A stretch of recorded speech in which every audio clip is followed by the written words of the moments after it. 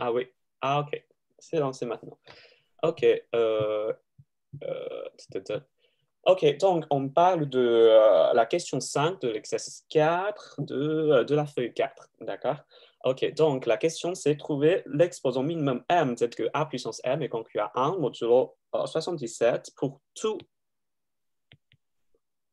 a premier avec 77. C'est-à-dire que en fait, a est un élément inversible modulo 77.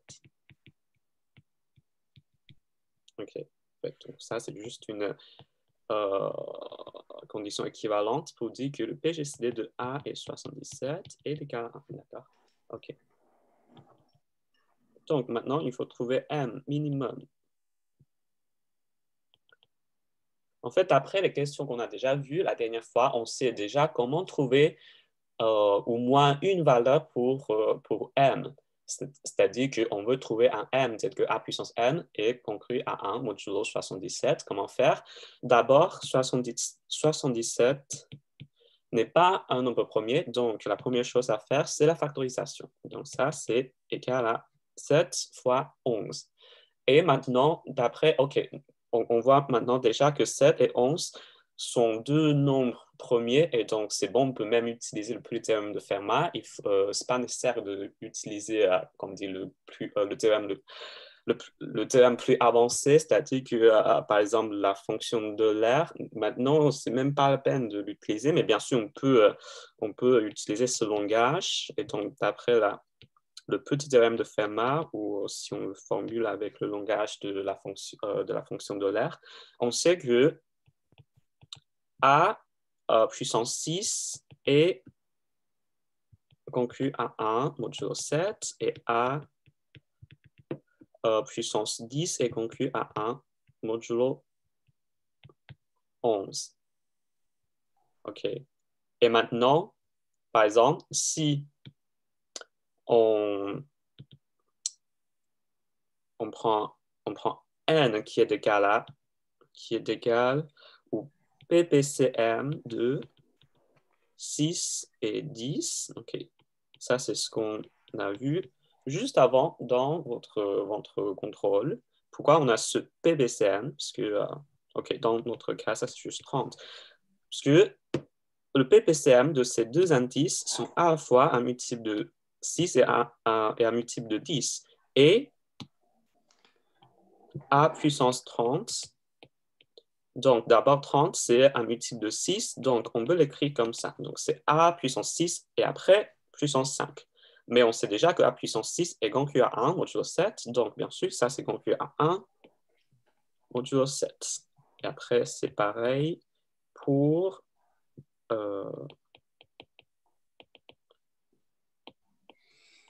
la deuxième condition, modulo 10, d'accord?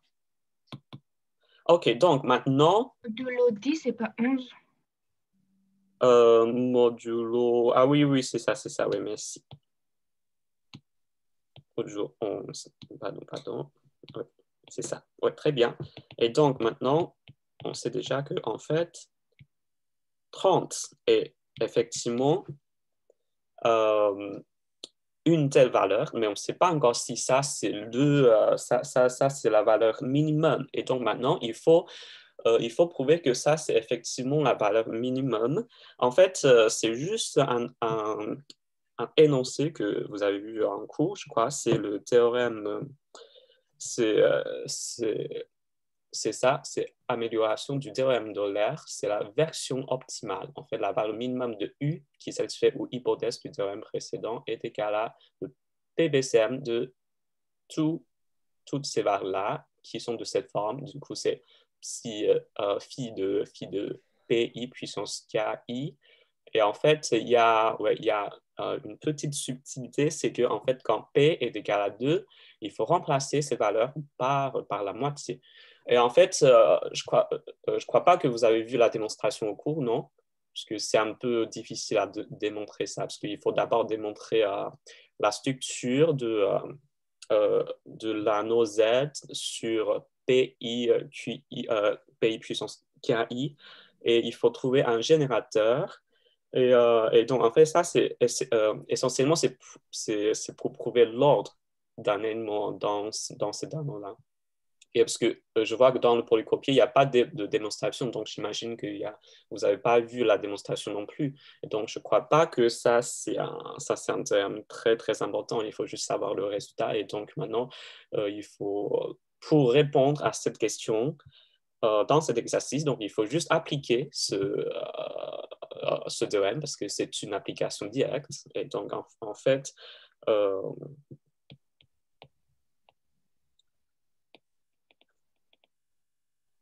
donc, en fait, d'après ce théorème, on peut conclure que en fait, 30, c'est la valeur minimum qui satisfait une telle condition. OK? Et après, c'est pareil, si on remplace 77 par, par, par 385, et donc c'est pareil, et donc il faut juste faire d'abord la factorisation, et si on factorise ça c'est égal à, bien.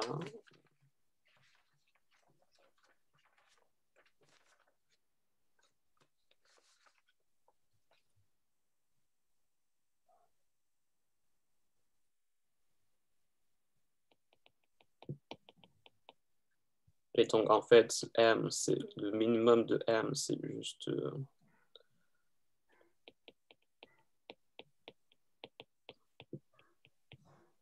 le produit de phi de 5 et phi de 7 et phi de 11. D'accord? Okay. Qui est égal à... Ah non, c'est pas le produit, mais c'est le PPCM.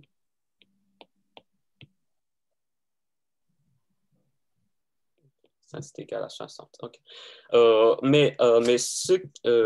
Donc, en fait, ici, pour trouver ce M minimum, il faut juste appliquer ce théorème, mais il faut savoir au moins pourquoi ça, c'est une valeur qui marche pour les conditions demandées, parce qu'il faut voir que quand N est un multiple de toutes ces valeurs qui apparaissent dans les exposants, et donc, en fait, on peut faire le calcul comme ça. Donc, c'est-à-dire que A puissance ce truc est déjà conclu à 1, et donc A puissance, un multiple de ce truc est toujours conclu à 1. C'est pour ça qu'on prend le PBCM, on prend un multiple commun pour toutes ces valeurs-là pour avoir une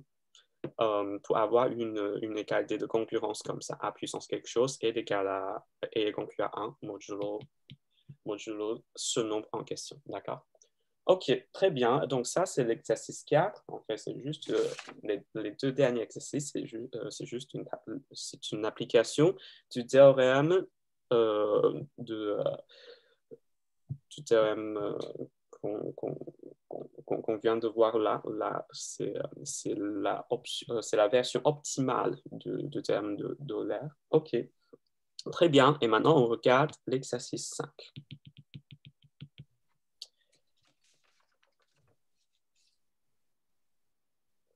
OK, ça, c'est pour voir les notions de générateur et aussi l'ordre d'un élément, en fait.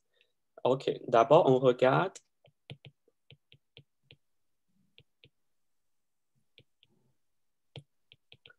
ce groupe multiplicatif. En fait, parce que je crois que vous avez déjà vu la notion d'un groupe, et donc on peut bien dire que maintenant, on a un groupe.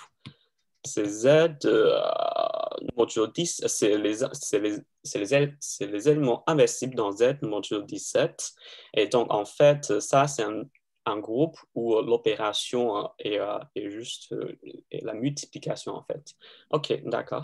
Et il y a combien d'éléments d'abord? Il y a 16 éléments. Donc, il y a 17 classes de concurrence modulo 17, mais 0 n'est pas inversible. Et tout le reste sont des éléments inversibles modulo 17 parce que 17 est un nombre premier. Donc, un élément est inversible dans Z modulo 17 si ce nombre est premier à 17. Et donc, de 0 à 17, de 0 à 16, sauf 0, tout le reste est premier à 17, d'accord? OK, donc déjà, il y a 16 éléments dans ce groupe.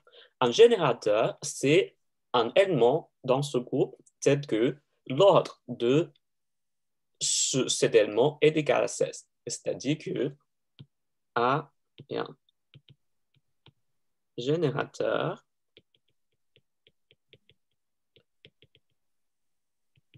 si et seulement si A puissance 6 est égal à 1.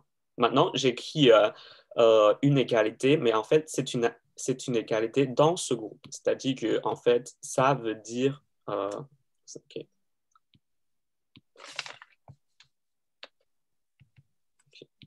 Ça, c'est une égalité vue dans ce groupe. Et en fait, ça veut dire juste que A puissance 6 est conclu à 1 modulo 17. D'accord? OK. OK. Ça veut dire que d'abord, A puissance 6 est égal à 1, mais 6 est vraiment la valeur minimum qui satisfait cette relation. C'est-à-dire que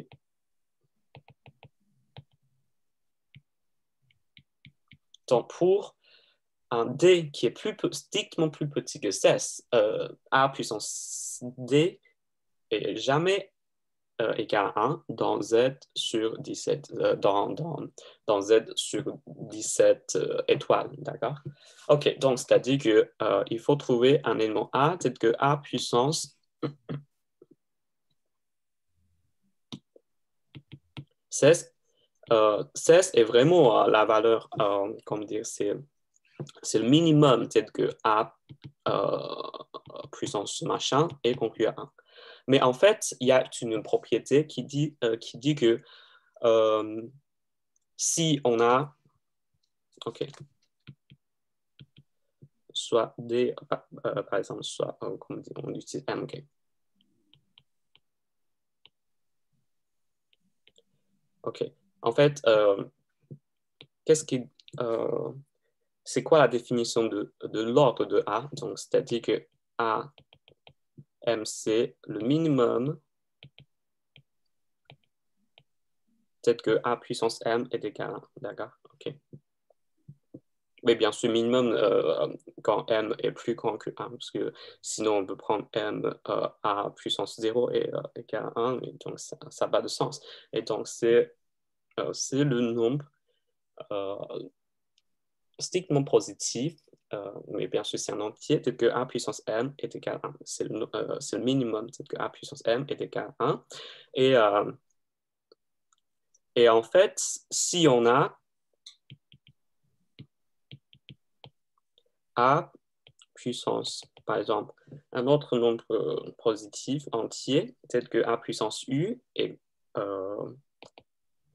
égal à 1. Maintenant, je dis toujours égal, mais vous devez le imaginer comme égal dans ce groupe, et donc c'est conclu à 1 modulo 17.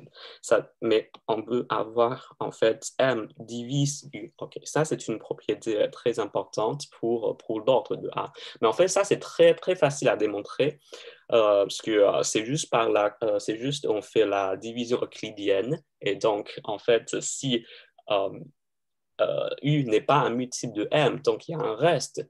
Mais on prend juste ce reste qui peut être un nombre plus petit, tel que A puissance ce reste est conclu à 1. Donc ça, c'est une contradiction. C'est pour ça que euh, euh, tous les nombres U, tels que A puissance U est conclu à 1, sont des multiples de M, où M est l'ordre de A, d'accord? Et donc, dans ce cas-là, pour vérifier que 16 est effectivement le nombre le plus petit, tel que A puissance, ce nombre est conclu à 1, il faut juste prouver que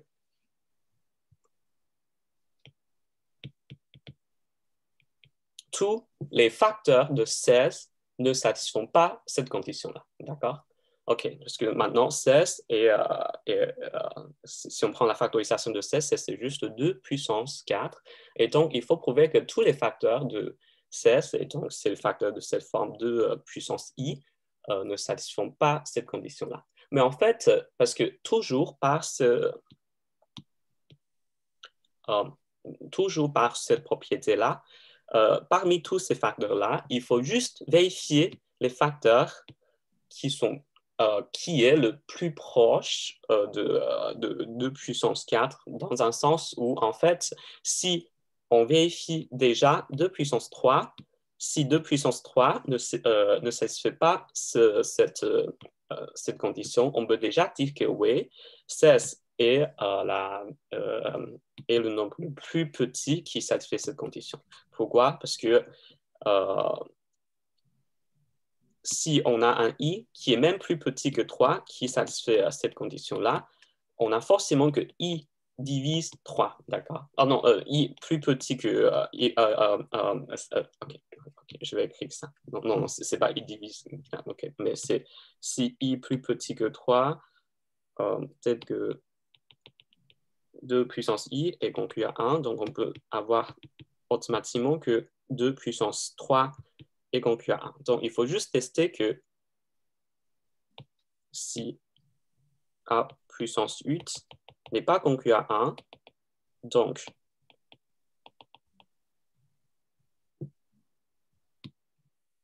on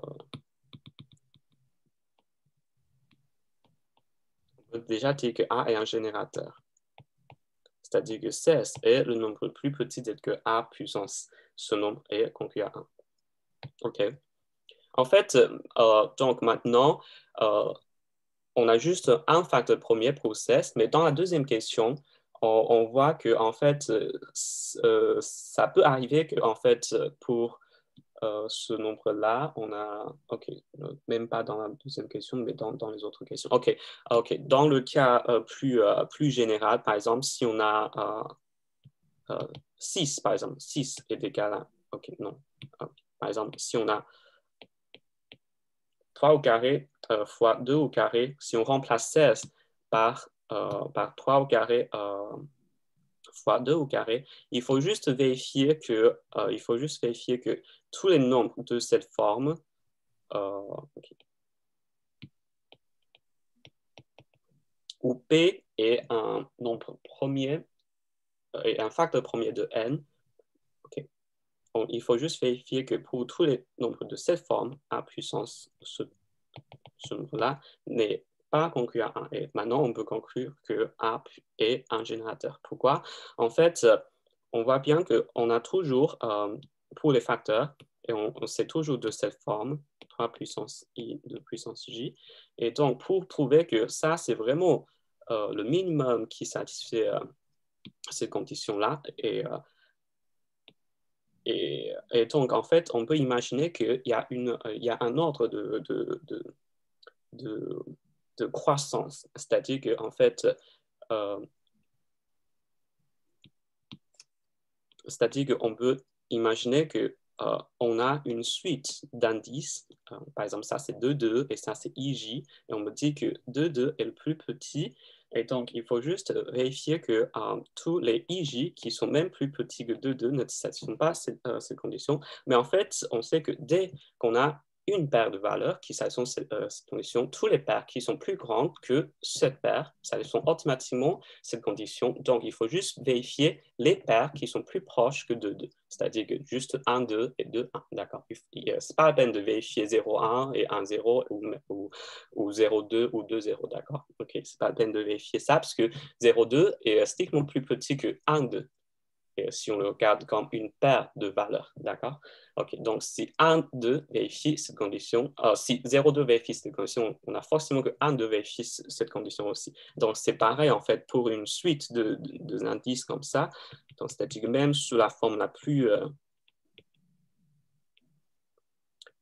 abstraite, comment on peut prouver que A puissance n conclut à 0, peut-être que n, c'est vraiment la valeur la plus petite, il faut juste vérifier pour tous les nombres de cette forme, donc c'est-à-dire que les nombres de la forme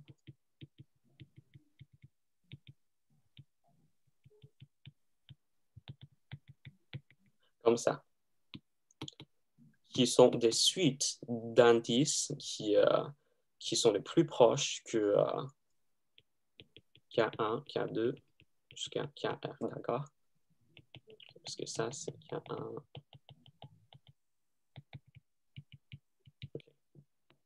Par exemple, ce n'est pas la peine de vérifier cet indice-là. Pourquoi? Parce que si cet indice satisfait la condition que A puissance BI de tout ça est conclu à 1, on a forcément que cet indice satisfait cette condition aussi. Et donc, il faut juste vérifier les indices qui sont les plus proches que les indices ici, d'accord? OK, donc maintenant, dans notre question, la première question, donc A est un générateur dans Z modulo 17 étoile si et seulement si A puissance 8 n'est pas égal à 1, d'accord? Et donc ça, c'est effectivement ce qui est demandé dans cette question. OK, A puissance 8 n'est pas égal à 1 modulo 17. Mais maintenant, la question, c'est comment on peut trouver un tel générateur? En général, ça, c'est une question difficile. En fait, je crois dans le chapitre 5 que vous n'avez pas vu en cours, il y avait des explications sur la structure de ce groupe, c'est-à-dire que comment trouver un générateur, est-ce que ça existe toujours, ce générateur? La réponse, c'est oui, dans ce cas. Mais dans notre question, quand ce nombre en question n'est pas trop grand, par exemple 17, ici, n'est pas très grand, il y a juste ou plus 16 classes de congruence à vérifier, donc on peut juste commencer par un élément au hasard et on essaye de voir que si cet élément vérifie déjà cette condition. OK, parce que cette condition A puissance 8 est égal à 1 ou pas, c'est une condition, comment dire, relativement facile à vérifier parce qu'il faut juste calculer A au carré, et après A puissance 4, et après A puissance 8. Donc, il y a juste 4 fois de opérations à faire. Et donc, on prend par exemple juste A est égal à 2. Et donc, maintenant, on calcule les classes de concurrence pour A égale 2 modulo 17. Et donc, après, OK. Donc, A puissance A au carré est égal à 4 et A puissance 4 est conclu à moins 1 modulo 17. Et après,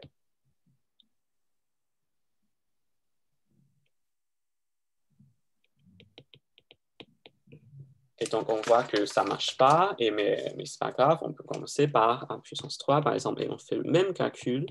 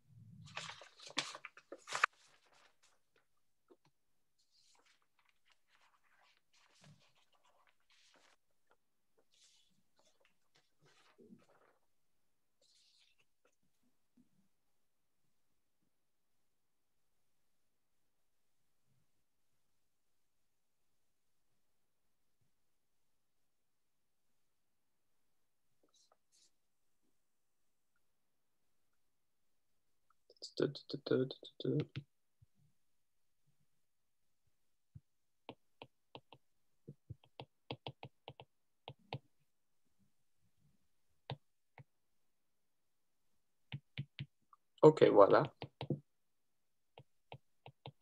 OK, donc on voit bien que A égale à 3 et un élément qui satisfait cette condition-là.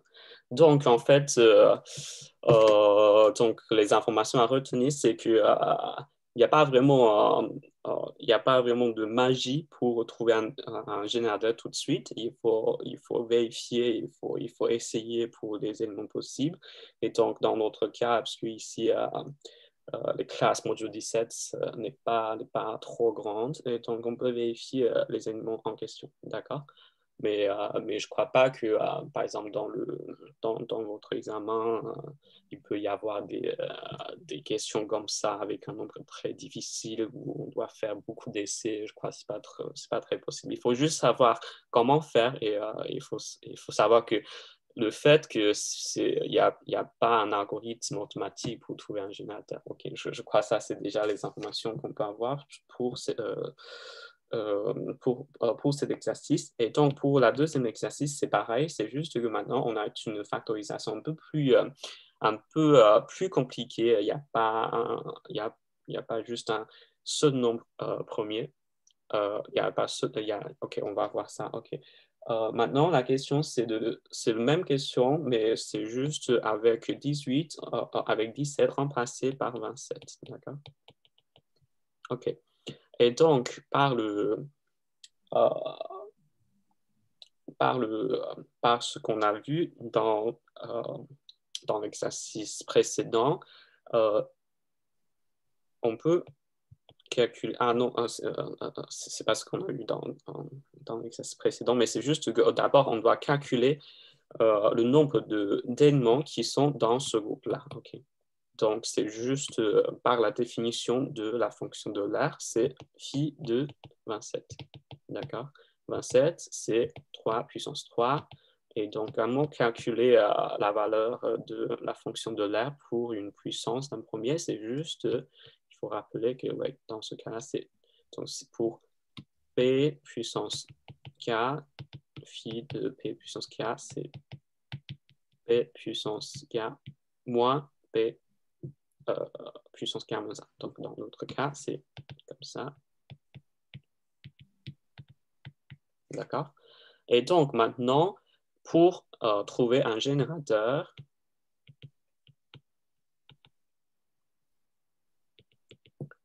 c'est seulement si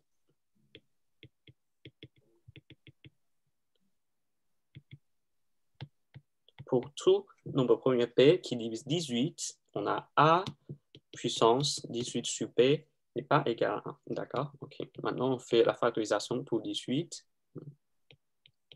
D'accord? Et donc, tous les facteurs de 18 sont de cette forme, c'est-à-dire que A puissance I de puissance J. Et donc, il faut juste vérifier les paires, parce que maintenant, on me dit que la plus grande paire, c'est 2, 1. Et donc, il faut juste vérifier que 1, 1 et 2, 0 ne satisfont pas cette relation-là. D'accord? Et donc, ça, c'est effectivement ce qui est écrit là. Donc, en fait, ça, c'est équivalent à dire que A puissance 6 et A puissance 9 n'est pas égal à 1. Module 8. OK. Parce que 6, c'est juste 3 puissance 1 et fois 2 puissance 1. D'accord? OK. Pour cette paire, ça donne 6. Et pour cette paire-là, ça donne 9. OK. Et encore une fois, pourquoi ce n'est pas la peine de vérifier 0,1 ou 1,0? Parce qu'on a des implications que ça implique ça déjà et ça implique ça déjà. Donc, ce n'est pas nécessaire de vérifier ces deux. D'accord? OK. Donc, très bien. Et donc, ça montre que A est un générateur si et seulement si ces deux conditions sont satisfaites.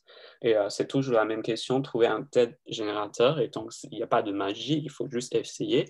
Et donc, on commence par exemple, A égale 2. Ouais, pourquoi on ne commence pas par A égale 1? Parce que c'est évident que ce n'est pas un générateur. Parce que 1 puissance n'importe quel nombre est toujours conclu à 1. Et donc, c'est pas de même de commencer par 1. Et dans ce cas-là, on peut bien vérifier qu'en fait, A égale 2 satisfait ces deux conditions. Donc, 2 est bien un générateur. D'accord? OK. Donc, ça, c'est la question 5. Donc, c'est juste la notion de ordre d'un élément et un générateur et la description d'un générateur d'un élément. OK. Mais en fait, pourquoi on appelle ça un générateur? Parce que tous les autres éléments dans ce groupe s'écrivent de cette forme A puissance quelque chose. C'est-à-dire que ce groupe, c'est juste l'ensemble d'éléments de cette forme A puissance K pour K égale à 0 jusqu'à l'ordre de A. D'accord? OK. Et c'est pour ça qu'on appelle ça un générateur, parce que tous les autres éléments sont engendrés par cet élément. Et donc maintenant, c'est très clair que pourquoi on doit avoir la condition ici, c'est-à-dire que la condition que l'ordre de A doit être égal à... Qu'est-ce que je fais? Doit être égal à le nombre de okay. L'ordre de A doit être égal au nombre d'éléments dans ce groupe, parce que sinon cet ensemble ne couvre pas tous les éléments dans ce groupe. OK? Très bien, très bien.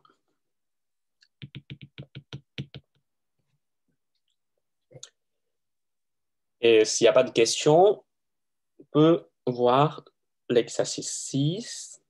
En fait, c'est très bien qu'il y a votre camarade Carmen qui m'a envoyé ce qu'elle a fait pour cet exercice. Et donc, on va inviter Carmen à nous expliquer sa correction. Je vais montrer. Carmen, tu es là?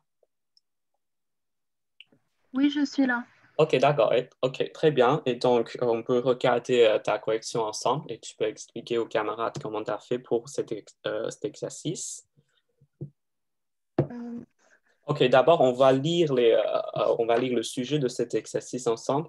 L'énoncé, c'est que la question, ok, l'exercice 6, ok, en fait, c'est juste l'étude de ce genre de questions. Donc, on peut dire que c'est une équation polynomiale, parce que jusqu'à maintenant, ce qu'on a vu, c'est toujours les équations linéaires, c'est-à-dire que c'est juste x conclu à quelque chose, ou même s'il y a plusieurs facteurs, ou même s'il y a plusieurs équations, c'est toujours de cette forme. Le degré de l'équation, c'est toujours égal à 1, c'est-à-dire que les indices de exposants pour x, c'est toujours égal à 1. Mais maintenant, on a un polynôme qui est défini par x au carré moins 1. D'accord? OK. Donc, on va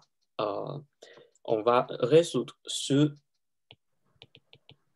cette question, cette équation polynomiale. OK. OK, donc ça, c'est juste la question générale. En fait, les deux sont équivalentes parce que c'est juste par la factorisation de ce polynôme. X au carré moins 1 est égal à x moins 1 fois x plus 1. D'accord? Mais donc, maintenant, la question, c'est comment résoudre cette équation. Et donc, donc, il y a plusieurs questions.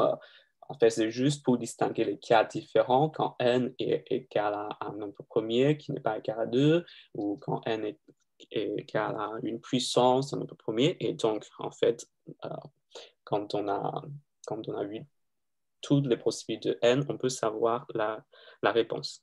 OK, Carmen, tu peux commencer. Par exemple, la première question, c'est le cas le plus simple quand n est égal à p, point p premier. OK. Celui-là, c'est juste une propriété du cours parce que si on a un nombre premier qui divise un produit, alors il divise un des termes du produit. Oui, c'est ça, en fait. Ça, c'est très important. Ça c'est pour pour un nombre premier p. Si p divise, ouais, par exemple, un produit un produit, et donc il y a au moins un facteur qui est divisible par ce nombre premier. En fait, ça, on peut le montrer par exemple par la factorisation, mais en tout cas, c'est juste le théorème fondamental de l'arithmétique, c'est-à-dire qu'il y a une factorisation unique, d'accord? Ok, donc, ouais, donc dans ce cas, il faut juste utiliser ça, et donc c'est très bien, et donc on écrit ça juste donc, soit n divise x moins 1, soit n divise n plus 1. Et donc, si on écrit avec le langage de concurrence, ça veut dire que x est conclu à 1 ou moins 1 modulo n. Oui, c'est très bien. Oui, donc ça, c'est le cas le plus simple. Et après, c'est le cas quand n est en puissance de p. Et avec p n'est pas égal à 2. Dans ce cas-là, en fait, on va diviser en deux p puissance r et un bout de cette puissance va diviser x moins 1 et un autre bout va diviser x plus 1. Oui, c'est ça. En fait, on peut aussi le voir comme une factorisation, c'est-à-dire que maintenant, OK, on va... Enfin, c'est le théorème fondamental de l'arithmétique concrètement. Oui, oui, oui, effectivement. En fait, donc, il y a il y a P puissance 4 divise ça, et donc, en fait, on peut aussi dire que, ouais, on peut utiliser l'évaluation aussi, c'est-à-dire que l'évaluation l'évaluation de x moins 1 et x plus 1 par rapport à P, la somme de ces deux variations-là sont plus grandes que K, mais en fait, on veut savoir les nombres, comment dire, la réparation de cette variation pour ces deux facteurs. Et donc, c'est pour ça que, par exemple, Carmen, je crois que tu as écrit R, c'est ça? Oui, R, c'est la puissance de l'énoncé et Ah oui, j'ai oui, utilisé. tu as écrit K. Ah oui, c'est ça. Ah oui, c'est ça. Oui, oui, oui, continue. Et ensuite, du coup, je sais que le minimum de P puissance R moins K et P puissance K, ça divise P de P puissance K et P puissance R moins K. Ouais, c'est ça. Alors, je peux ajouter ces deux divisibilités pour Ouais, obtenir que le minimum de ces deux nombres divise x plus 1 moins x moins 1, ouais, ce c'est qui ça. vaut 2. Ouais, Du coup, bah, le minimum, soit il vaut 2, soit il vaut 1. Le ouais, souci, c'est qu'il ne peut pas valoir 2 parce que P est strictement supérieur à 2. ouais, c'est ça. Parce que P n'est pas égal à 2. Ouais, c'est ça. Donc, il vaut 1. Ouais, Or, s'il vaut 1, alors P puissance K vaut 1 ou P puissance R moins K vaut 1. ouais, c'est ça. Donc, c'est-à-dire que la réparation de ces deux indices, c'est vraiment très simple. Et du coup, c'est juste, ouais, c'est juste que P puissance R divise un truc. Ouais, C'est ça. Donc, P puissance R divise x moins 1 ou x plus 1. Et ainsi, on a x qui est congru à plus ou moins 1 modulo P puissance R. ouais, c'est ça. Très bien.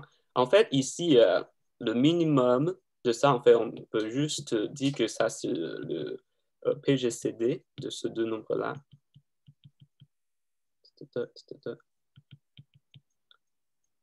OK. Parce que, ouais, en fait, ouais, ouais, c'est ça. En fait, c'est juste pour vous dire que, en fait, parce que maintenant, on regarde la divisibilité, et donc c'est juste que le plus petit parmi ces deux divise toujours l'autre, et donc ça divise, ça reste toujours un PGCD, même pour x, x plus 1 et x moins 1. Et donc, bien sûr, ça, c'est aussi un facteur de leur différence qui est égal à 2. D'accord? Mais dans ce cas-là, P n'est pas égal à 2. Et donc, la seule, euh, la seule possibilité, c'est que ce PGCD est égal à 1. Et donc, on ne peut pas avoir un cas qui n'est pas égal à 0 ou R. OK, très bien. Et du coup, ça, c'est la question 2. Et donc, c'est juste la technique de étudier le PGCD et d'utiliser la différence, c'est-à-dire que si on a deux nombres qui sont à la fois divisibles par un autre nombre, et donc dans ce cas-là, c'est le PGCD de P puissance R moins K et P moins K, et on a leur différence qui est aussi divisible par ce nombre. OK. OK, très bien. Et donc, maintenant, on a vu... OK. Et après, on a vu ça. Et donc, après, la question 3, c'est juste une application de ce qu'on a vu. Donc, maintenant, on a un N. Ah non, c'est pas une application directe, mais Et ouais, parce que N n'est pas un premier. Et donc, comment on peut faire? c'est un peu la même idée, c'est Ouais, juste que N, du coup, c'est un produit. ouais, Et alors, il y a seulement deux possibilités dans ce cas-là. ouais. Pour les divisions, enfin 7 il divise x plus 1 ou il divise x moins 1, et de la même façon que 13. Et du coup, on a deux cas possibles, on applique le théorème chinois et on trouve le résultat. Oui, c'est ça. Très bien. Et donc, en fait, ici, n n'est pas un nombre premier, mais il n'y a pas de panique parce qu'on peut toujours utiliser le terme chinois. Et donc, d'abord, on fait la factorisation. On factorise n en, en, en une forme comme ça. Donc, on trouve qu'il y a en fait deux facteurs premiers. Et donc, on applique ce qu'on a vu dans la question précédente pour 7 et 10 et 13 respectivement. Et donc, la réponse pour la Donc, on peut avoir les solutions modulo 7 et 13 respectivement. Et après, on applique le théorème chinois. On peut trouver les solutions modulo n, qui est un produit de 7 et 17. En fait, je crois que c'est aussi à peu près comme ce qu'on a fait dans notre contrôle aujourd'hui.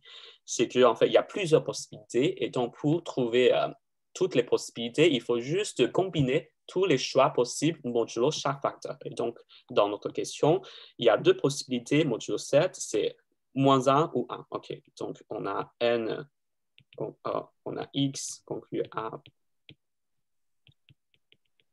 moins 1, plus ou moins 1 modulo 7, et c'est pareil,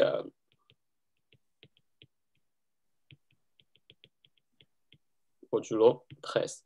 Et donc, comment trouver les réponses modulo 91, qui est le produit de 7 et 13? Donc, il faut juste combiner toutes ces possibilités-là. C'est-à-dire qu'on prend, on prend 4 systèmes d'équations donnés par d'abord 1, 1, et après moins 1, 1, et après 1, moins 1, et après moins 1, moins 1. D'accord? Et donc, c'est ce qu'a fait euh, effectivement Carmen dans ce cas-là. Donc, d'abord, c'est le cas quand, OK, on prend... OK, donc, ça, c'est le premier cas que tu as écrit, c'est ça? En fait, j'ai préféré faire seulement deux équations et par contre, noter que dans le cas où ils valent tous les deux plus 1 ou tous les deux moins 1, on va avoir des trucs style n divise x plus 1 ou n divise x moins 1. Ah oui, c'est ça, oui, parce que ça, c'est juste... ouais, ça, c'est juste... on peut aussi dire qu'en fait, pour ce genre de système, on a une solution évidente qui est juste x égale 1. C'est pareil X, pour... x égale plus ou moins 1, ouais. Ouais, Et c'est du ça. coup, Et pour moins 1, c'est pareil, puisque x égale moins 1 modulo 91. Ah, 91, c'est déjà une solution évidente. OK. Ouais, donc, tu as juste regardé, ouais, avec moins j'ai 1, 1. regardé les deux cas où Ouais. 91 était un peu coupé en deux. Ouais, c'est ça. OK. OK, très bien. Et donc, Yama a fait, et après, donc, ouais, donc, comment résoudre ce système? C'est ce qu'on a déjà vu 1000 fois. On cherche d'abord une relation de Bézout et on fait les combinaisons linéaires avec avec ces deux termes-là par les coefficients ici. Et donc, ça nous donne une réponse ici. Mais dans notre contrôle qu'on a vu aujourd'hui, en fait, ce n'est pas la peine de faire l'algorithme de Euclide par nous-mêmes parce qu'il y a déjà les candidats donnés, donc il faut vérifier ça. Et par l'unicité de solution, on peut dire tout simplement que ouais, ça, c'est la solution unique. Et donc, en fait, ouais, ici, parce qu'il n'y a pas de, il y a pas de, il y a pas de candidats donnés, et donc il faut les trouver par nous-mêmes, et donc on doit utiliser l'algorithme de Euclide. Mais si dans la question, il y a déjà, par exemple, il y a 4 nombres ou 8 nombres possibles donnés, pour prouver que ce sont bien les seules solutions pour le système, il faut juste vérifier que chaque nombre satisfait les conditions qu'on cherche. OK. Donc, ça, c'est dans notre contrôle aujourd'hui. Donc, même si les nombres sont très grands, mais en fait, ce n'est pas très difficile parce qu'il faut juste vérifier les conditions. Donc, ce sont juste des conditions de concurrence. On dit, par exemple, souvent, ce sont des concurrences modulo 5 ou modulo 2 ou 3. Il y a des critères que vous avez déjà vus très facile pour vérifier si un nombre est divisé par 2 ou 3 ou 5. Comme ça. OK, très bien. Donc, ça, c'est la question 3. Donc, la morale, c'est qu'il faut juste prendre toutes ces possibilités, tous les choix de combinaisons possibles pour ce type pour ce type d'équation. Et après, la question 4, c'est, je crois que c'est à peu près pareil. Ouais. C'est exactement la même chose, mais il y a beaucoup plus de cas. Oui, c'est ça. Maintenant, il y a 3 facteurs premiers pour n égale à 105. Ouais. Et là, j'ai fait moins de calculs parce que j'ai remarqué que à chaque fois, on a les deux équations qui sont de suite, c'est plus ou moins en fait. Ça va donner le même résultat, mais avec un plus ou un moins. Ah oui, c'est ça. Ouais. Très, très bien. Ouais. En fait, ouais.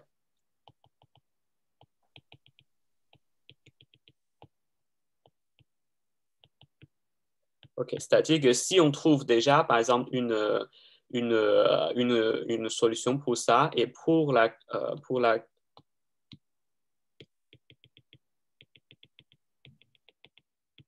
c'est ça que tu veux dire, Carmen? Donc, on veut juste prendre moins pour ça, c'est ça? Je pense à peu près ça. Enfin, c'est OK. juste que concrètement, si 3 divise x plus 1 et 5 fois 7 divise x moins 1, Ouais. je vais retrouver plus la solution. Je vais trouver moins la solution de 3 divise x moins 1 et 5 fois 7 divise x plus 1.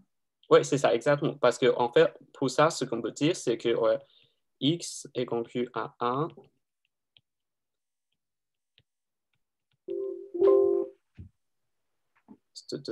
Ah non.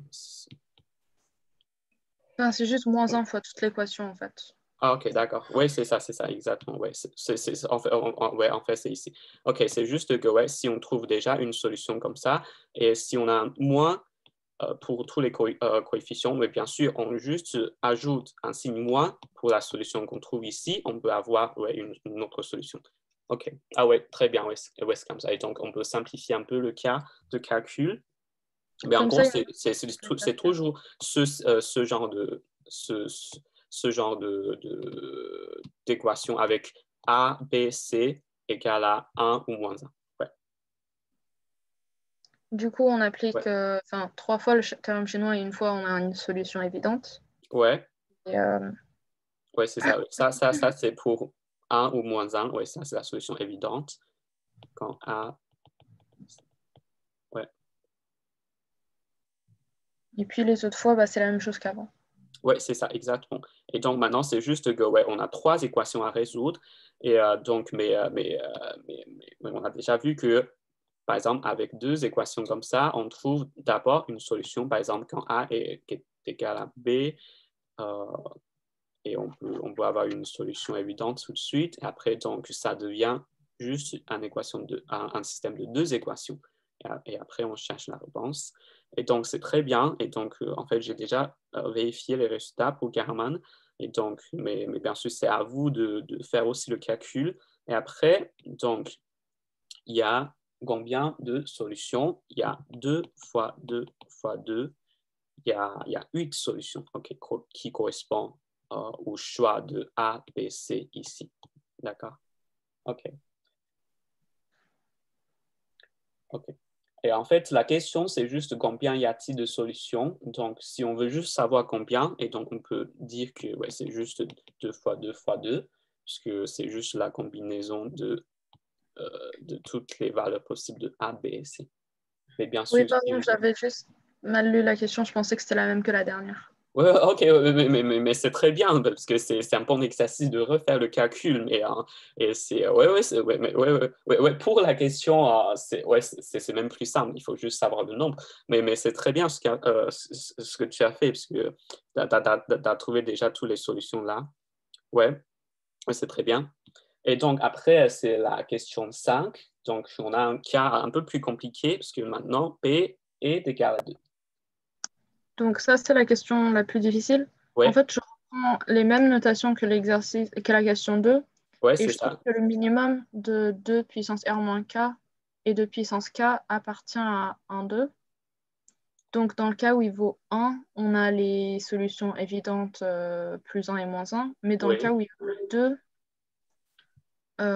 on va avoir quelque chose d'un peu plus compliqué. Euh, Attends.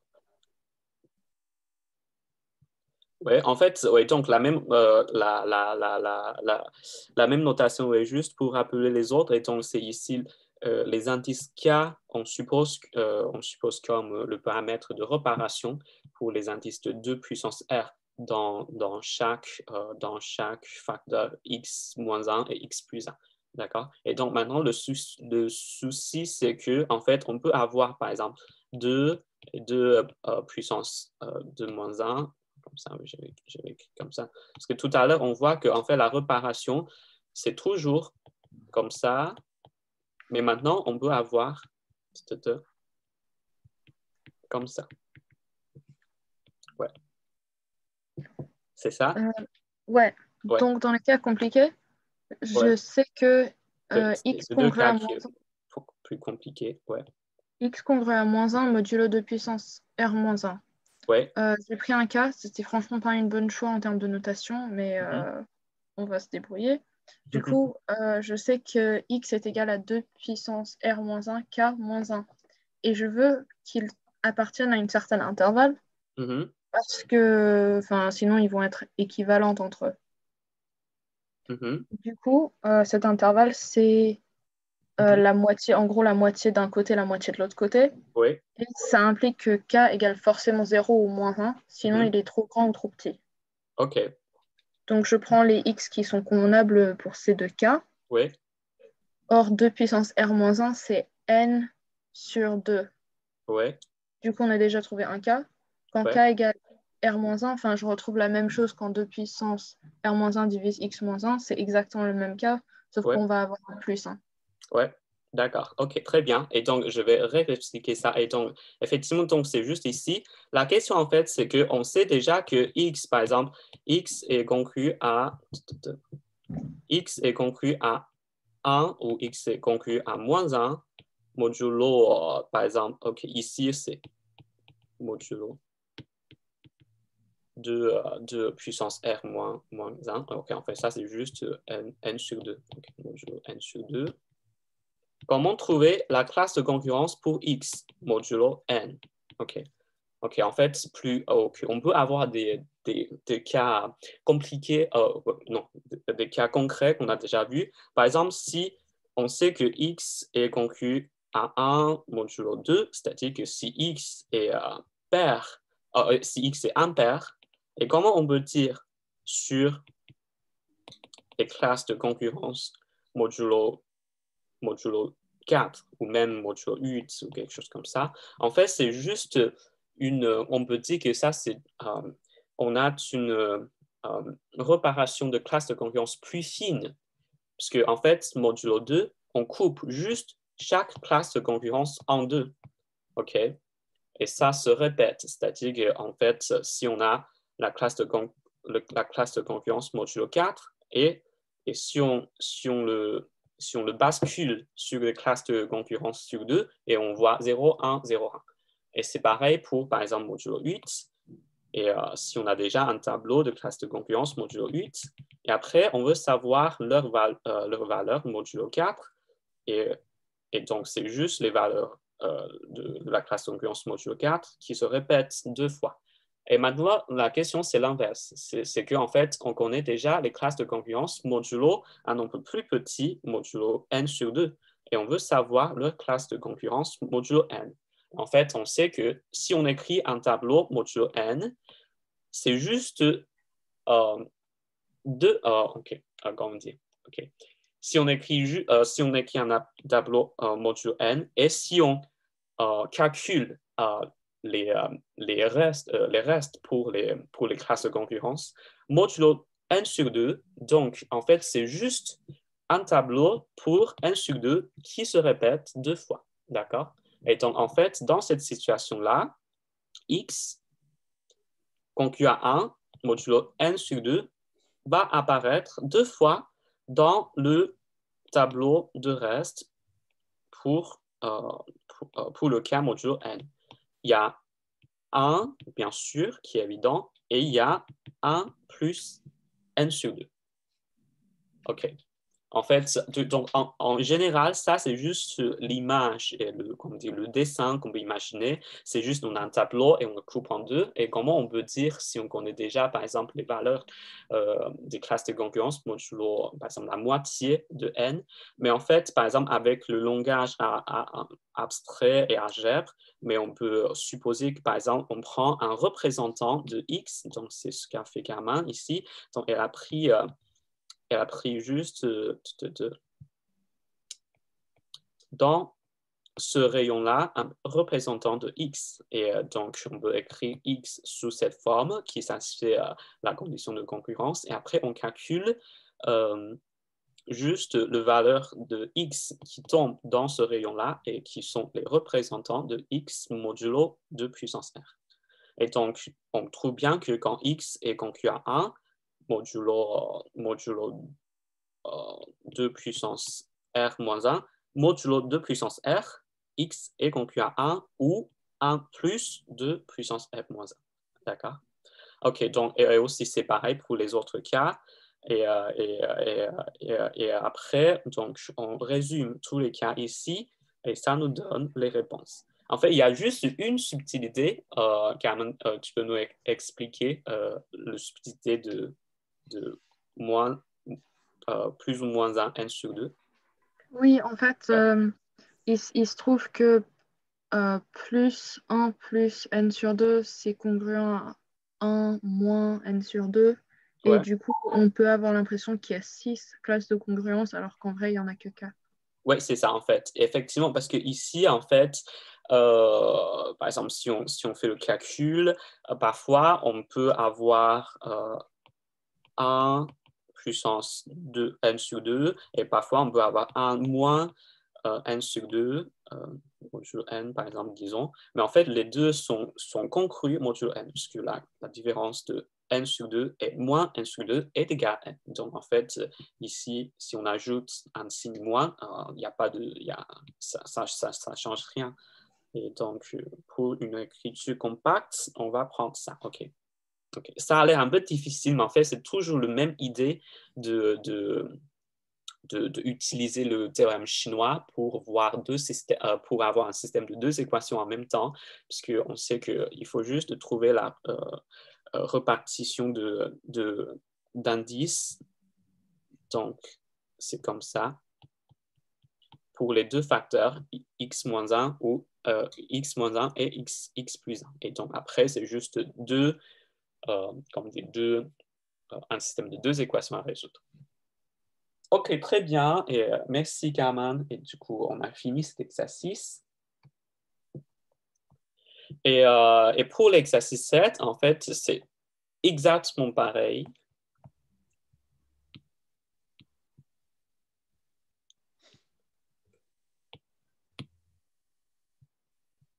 Et aussi pour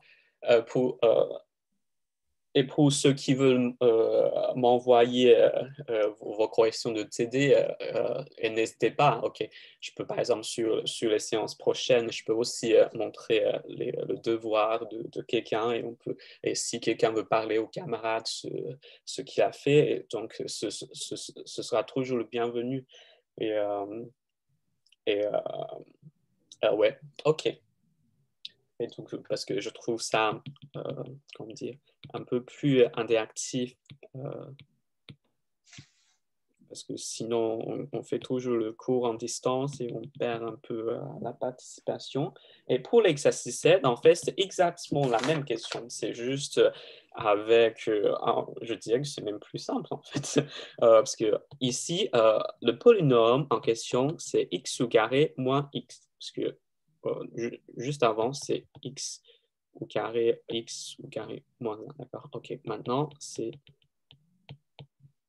x au carré moins x, donc qui est égal à x fois x moins 1 si on prend la factorisation. Et donc, on veut savoir la solution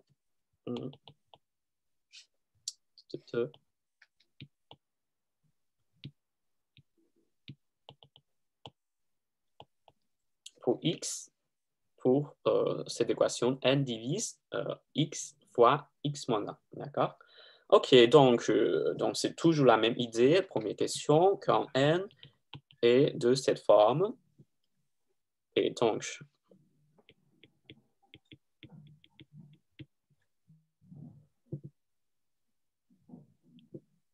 mais on utilise juste la même technique. Ouais, on peut dire que ouais, il y a un indice K, peut-être que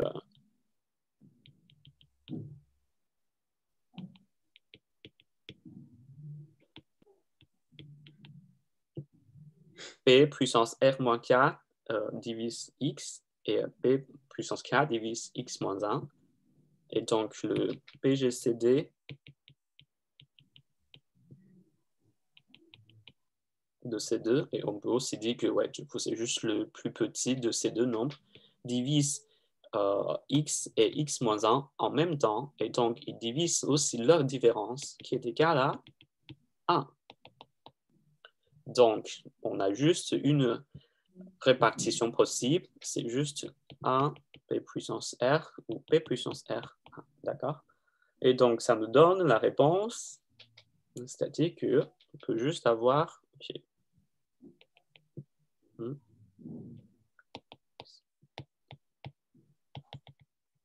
P puissance R divise X ou P puissance R divise X moins 1. Et ça, c'est juste la même chose de dire que X est conclu à 0 ou 1 modulo N. N est égal à P puissance R. Donc, c'est exactement la même question, qui est même plus simple. Et la deuxième question, combien y a-t-il de solutions quand N est égal à 10? Et donc, maintenant, N n'est pas un nombre premier, mais un produit de deux facteurs premiers, 2 et 5. Mais d'après la première question, on sait que pour N égal à 2, il y a deux solutions qui correspondent au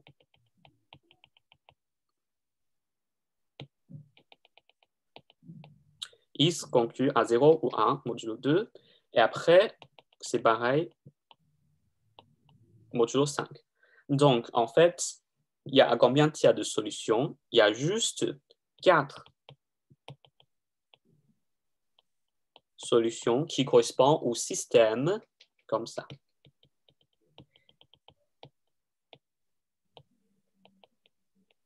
D'accord?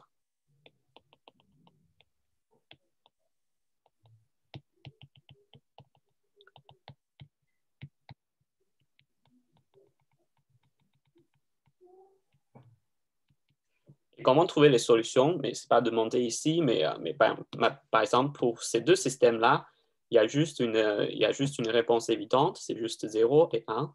Et ça, c'est juste la relation de Bézout, parce que ici, c'est avec les coefficients 0, 1, donc c'est automatiquement les termes qui apparaissent dans la relation de Bézout. D'accord? OK, mais ce n'est pas demandé dans cette question, c'est juste, on sait comment faire. C'est juste qu'on combine toutes les possibilités possibles, toutes les combinaisons possibles ici. Et donc, ça nous donne 4 systèmes d'équations et chaque système nous donne une réponse comme solution modulo 10. D'accord?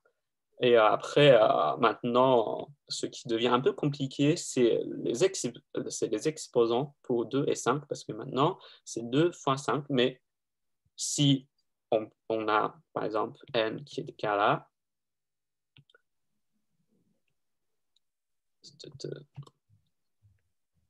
2 puissance quelque chose, par exemple 2 puissance t et 5 puissance t. Donc, dans cette question, t est égal à 2 ou 3, mais on peut même imaginer des cas où t est même plus grand. Mais c'est toujours la même chose parce que d'après la première question,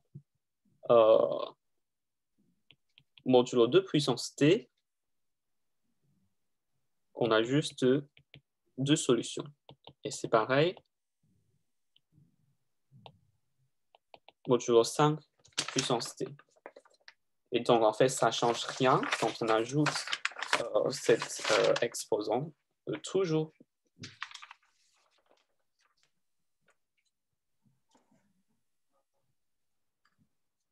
On peut toujours dire qu'il y a juste, il y a juste quatre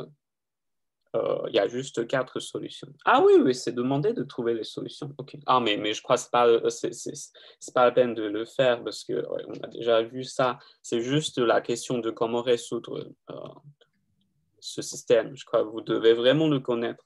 C'est d'abord l'algorithme d'Euclide. Et pour cette question, c'est fini parce que les coefficients sont très simples, c'est 0 et 1. Mais sinon, on prend juste les combinaisons linéaires avec ces deux nombres. OK. Je crois que ce n'est pas la peine de le refaire. Et pour la question 3, et donc c'est pareil, il y a juste 4 solutions qui correspondent juste au système comme ça. Donc, on prend 0, 0, 0, 1 et 1, 0 et 1, 1. OK. Et après, combien tu as dit de solutions quand n est comme ça? Donc, il faut faire la factorisation. OK. Mais en fait, on sait que ça correspond juste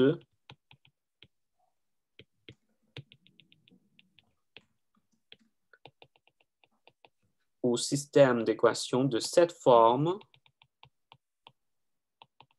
Donc, on prend juste les combinaisons possibles de tous ces paramètres-là. Donc, c'est 2 fois 2 fois 2 fois 2. Il y a 16 solutions possibles. D'accord? Et oui, comment trouver les solutions? Et du coup, c'est juste la même chose. Et donc, c'est juste le calcul de l'algorithme l'algorithme d'Euclide. Et, et, euh, et, c'est la relation de Bézout.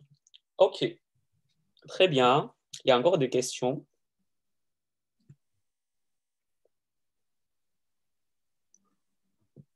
Monsieur? Oui. Oui, juste, enfin, c'était quoi l'intérêt de cet exercice par rapport au précédent? Oh. Je sais pas. Ah, d'accord. Je crois que c'est la même chose. Peut-être c'est juste ouais, pour vous donner plus de, comment dire, plus d'entraînement, plus de calcul pour vous entraîner, tout ça. Peut-être c'est ça, D'accord. pour refaire. D'accord. Et donc, en fait, OK, peut-être juste un commentaire sur le contrôle aujourd'hui, parce que je trouve peut-être certains le trouvent un peu difficile, parce qu'il y a des nombres très, très grands. Mais en fait, ça ne change rien. Ce n'est pas difficile du tout, parce qu'il y a déjà les candidats donnés. Donc, par le théorème chinois, il faut juste vérifier que ce sont les solutions qui satisfont les conditions dans chaque ligne de classe de classe de concurrence. OK. OK. J'espère que vous n'avez pas trouvé ça trop difficile pour le contrôle aujourd'hui. Non, mais enfin, moi, j'ai eu l'impression, enfin, quand j'ai eu le contrôle en premier lieu, je l'ai trouvé un peu long. Donc, je suis parti vite et je me suis même trompé d'énoncé. J'ai fait la convenance. Ah, OK, 8 d'accord. fois 13, 8 fois 13 au carré. Mais, OK, d'accord. OK, OK. bon, voilà. OK. OK, très bien. OK, peut-être on va juste regarder parce que je crois que j'ai déjà ouais, reçu quelques énoncés. Mais par exemple, Emilien, je crois, elle m'a envoyé, parce que j'ai déjà vu ça. Ouais, ça, c'est la bonne réponse. Ouais, on peut regarder ça rapidement. Donc, en fait, OK. Ça, c'est son sujet. Et donc, on voit que, ouais, il y a effectivement des nombres très, très grands.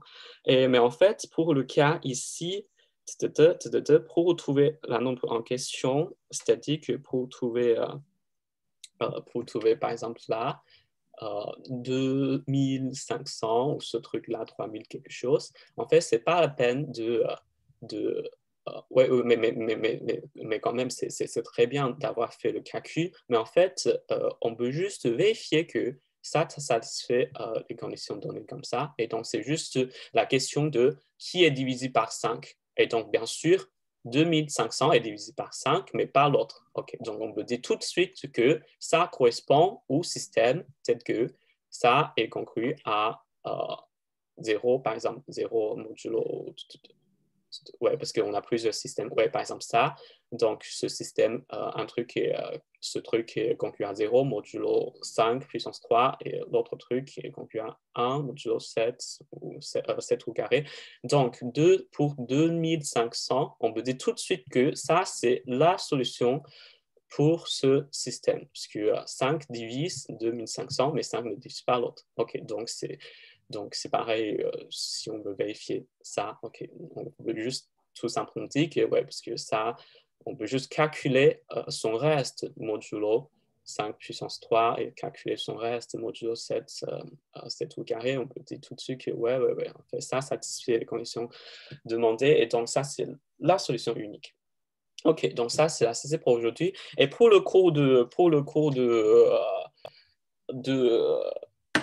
pardon, de ce jeudi, ouais, je suis désolé parce que je ne peux pas faire une séance en direct parce que je vais participer à une réunion. Donc, ce que je vais faire, c'est que je pense que je vais enregistrer la séance et je vais le mettre en ligne sur YouTube. Et donc, vous allez le voir sur YouTube cette fois. Ouais, je suis désolé, mais c'est vraiment sur exactement la même heure que la séance de TD on a. Et donc, ouais, OK. Et donc, il n'y a pas de séance sur Zoom en direct pour ce jeudi, mais juste Mais c'est juste c'est juste l'enregistrement vidéo que vous allez voir. OK, très bien. Ah oui, il y a des questions sur le chat. Je n'ai pas vu.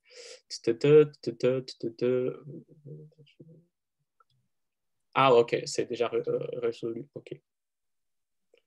OK, très bien. Et donc, n'hésitez pas si vous avez des questions. Et sur donc, je crois que je vais mettre sur YouTube en mode,